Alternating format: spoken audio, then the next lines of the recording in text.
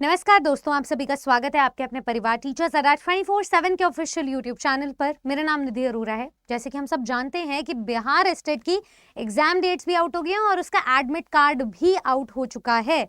अब exam centre में लेके जाने वाले कौन कौन से इंपॉर्टेंट डॉक्यूमेंट्स हैं उन पर जरूर गौर फरमाया जाएगा और इसमें एक बहुत अहम हिस्से पर फोकस किया जाएगा जिससे शायद मुझे बहुत दुख के साथ कहना पड़ रहा है कि बहुत सारे स्टूडेंट्स हो सकते हैं बाहर। क्या है वो खबर, आइए जानते हैं। सबसे पहले तो मैं आपको एग्जाम डेट्स बता देना चाहूंगी। आपकी पेपर 1 की जो एग्जाम डेट्स है वो 14 अक्टूबर यानी कि कल से शुरू हो रही है और आखिरी डेट रहेगी 31 अक्टूबर। दिवाली भी इसी में बीच में पड़ेगा, छठ भी इसी बीच में पड़ेगा। आपका पेपर 2 की जो एग्जाम डेट्स हैं वो है 1 नवंबर से लेकर के 16 नवंबर। तो सब्जेक्ट वाइज क्या क्या एग्जाम डेट्स है, कितनी शिफ्ट्स में एग्जाम में, कितने दिनों में एग्जाम्स हैं, ये सब कुछ आपको टीचर्स टाइमली शॉर्ट्स वीडियोस के थ्रू किसी ना किसी सेशंस के थ्रू बता रहे हैं। आपकी क्लासेस, आपकी मैराथन्स कैसे होने वाली है, इस बात का भी अंदाजा आपको लग गया होगा। आपको क्या चीज जाननी है, आप एडमिट कार्ड के लिए विजिट कर सकते हैं BACBestet.org। इस वेबसाइट को मैं लिख देती हूँ, BACBestet.org। ठीक है, जैसे आप इसमें जाएंगे, इसे क्लिक कर लीजिए, ये वेबसाइट ओपन हो जाएगी। यहाँ पे click here to download admit card for estate 2025 के लिए आ जाएगा। ठीक है, तो आप यहाँ से डाउनलोड कर सकते हैं अपने एडमिट कार्ड को। आपको यूजर आईडी, अपना एप्लीकेशन आईडी या लॉगिन आईडी डालना है, अपना पासवर्ड डालना है, ये कैप्चा कोड डालना है जो लिखा हुआ है और लॉगिन करना है। यहीं पे आपका एडमिट कार्ड आ जाएगा। अब बहुत ज्यादा जरूरी है इस प्रवेश पत्र को एग्जाम में लेकर जाना, तो मैं आपको 3-4 इंपॉर्टेंट डॉक्यूमेंट्स के बारे में बताना चाहूंगी। सबसे पहले तो आपको रंगीन प्रवेश पत्र यानी कि कलर्ड एडमिट कार्ड लेकर जाना है। एक फोटोकॉपी करवाकर अपने घर पर रख लेना, डॉक्यूमेंट वेरिफिकेशन के टाइम पे काम आता है, BPSC में भी काम आता है। ठीक है, तो अभी फिलहाल आपको कलर्ड जो अपना एडमिट कार्ड है वो लेकर जाना है। साथ में मूल ID कार्ड आपको लेकर जाना है। तो मूल ID कार्ड आपका कोई भी ID प्रूफ हो सकता है। तो आप इसमें ये चीज याद रखें कि फोटोकॉपी के बारे में तो लिखा नहीं है, तो अपनी सुविधा अनुसार लेकर जा सकते हैं, बट सेफर साइड के लिए फोटोकॉपी आप अपने घर रख सकते हैं। आगे बोला गया है कि अपनी 2 फोटो ले जाएं, तो 2 पासपोर्ट साइज फोटोग्राफ लेकर जाना है। इसमें भी एक बहुत बड़ा क्लॉज है, एक इंपॉर्टेंट कैच ये है कि फोटो वही लगेगी जो फॉर्म भरते वक्त लगाई थी आपने, तो वही सेम फोटो आपको गैदर करनी है।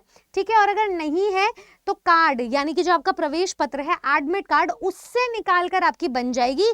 चिपकाना एक ही है, तो मतलब आपको 2 अलग से पासपोर्ट साइज फोटोग्राफ लेकर जानी है। वो वही फोटो होनी चाहिए जो एडमिट कार्ड में लगी है या जो आपने फॉर्म भरते समय फिल किया था वो वाली फोटोग्राफ, तो आप एडमिट कार्ड से भी निकाल सकते हो उसको। नेक्स्ट इंपॉर्टेंट चीज आपको लेकर जाना है बॉल पॉइंट पेन, यानी कि कोई भी जेल पेन ना लेकर जाए, बॉल पॉइंट पेन लेकर जाए। ब्लैक ब्लू कोई भी चलेगा क्योंकि इसको कुछ मेंशन नहीं किया गया। नेक्स्ट पॉइंट, आप पानी या शरबत, मतलब पानी अपने हिसाब से लेकर जा सकते हो। 500 ml छोटी ही बॉटल लेकर जाना, कहीं ऐसा ना हो कि वो रखवा ले, और प्लास्टिक की बॉटल लेकर जाना। साथ में मैं बता देती हूँ कि जूता और मोजा क्या नहीं करना है। डोंट्स में याद रखना कि जूता और मोजा पहनकर ना जाएं, आप चप्पल पहनकर जाएं।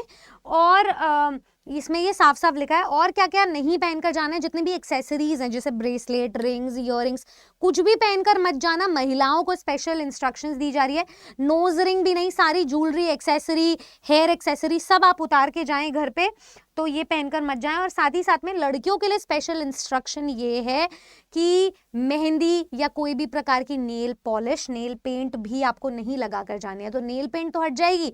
अब सबसे बड़ा डाउट, सबसे बड़ा कैच ये आ जाता है कि आपको बायोमेट्रिक करना है, और जब आपके हाथ में टैटू लगा हो, स्पेशली वो महिलाएं जिन्होंने करवा चौथ रखा था, तो वो करवा चौथ के बाद जरूरी नहीं है कि सबकी मेहंदी का जो रंग है वो फेड हो गया, वो टैटू हट गया हो, तो वो भी अलाउड नहीं है। अगर होगा तो बायोमेट्रिक में प्रॉब्लम हो सकती है। बायोमेट्रिक में प्रॉब्लम मतलब आपकी अटेंडेंस नहीं लगेगी। तो ये एक इंपॉर्टेंट एस्पेक्ट है जिस पर फोकस किया जा रहा है, जिस वजह से बहुत महिलाओं की अभी क्वेरीज भी आने वाली है। बहुत महिलाएं शायद अब इसमें एक प्लाइट और एक रिक्वेस्ट कल से दर्ज करने वाली हैं, क्योंकि कल से एग्जाम शुरू हो रहे हैं। ऐसा भी नहीं है कि 3-4 दिन उनके पास शेष हैं, तो अब उसमें वो क्या करें, उस पर अब हम अगला एक मुद्दा रखेंगे, अपनी आवाज उठाते हैं और क्या कर सकते हैं ऐसे केस में, उसके लिए भी हम जो भी समाधान बन पड़ पाएगा वो आपके लिए लेकर आएंगे।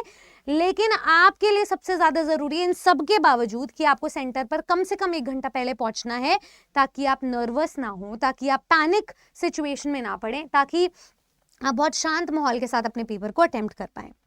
अब साथ साथ मैं आपको बता देती हूँ, बिहार स्टेट का एग्जाम सिर्फ एक पात्रता परीक्षा है, ये आपको नौकरी नहीं दिलाएगा। ये बहुत कठिन परीक्षा नहीं होती। 90% स्टूडेंट्स इसको पास करने की क्षमता रखते हैं। अगर आप उन 90% स्टूडेंट्स में से एक खुद को समझते हैं तो टेंशन फ्री होकर अपनी एक स्माइल कैरी करके, कॉन्फिडेंस कैरी करके जरूर साथ लेकर जाएं अपने। और जब आप टाइम से पहुंच जाओगे, जब आपके पास सारे डॉक्यूमेंट्स होंगे, सारा सामान होगा, तो आपको किसी चीज से और डरने की और परेशान होने की जरूरत नहीं पड़ेगी। अपनी तैयारी पर भरोसा रखें, क्योंकि हमें आप पर आपसे ज्यादा भरोसा है। All the very best. आपको जिनका भी पेपर अभी आने वाले दिनों में लाइंड अप है, आपको चैनल्स पर रेगुलर फ्री मैराथन्स मिलती रहेंगी हर सब्जेक्ट की, तो चैनल के साथ आप बिल्कुल जुड़े रहें। फेविकॉल से भी पक्का जोड़ लगा लें, ठीक है। चलिए, इसी के साथ साथ आप अपनी तैयारी को कंटिन्यू रखें। Wishing you all the very best once again, and फोड़ कर आना पेपर को। धन्यवाद, जय हिंद। कोई और क्वेरी रह गई हो तो ज़रूर मुझे कमेंट करके बताना, और मेहंदी वाले पर हम सोल्यूशन ज़रूर लेकर आते हैं। धन्यवाद।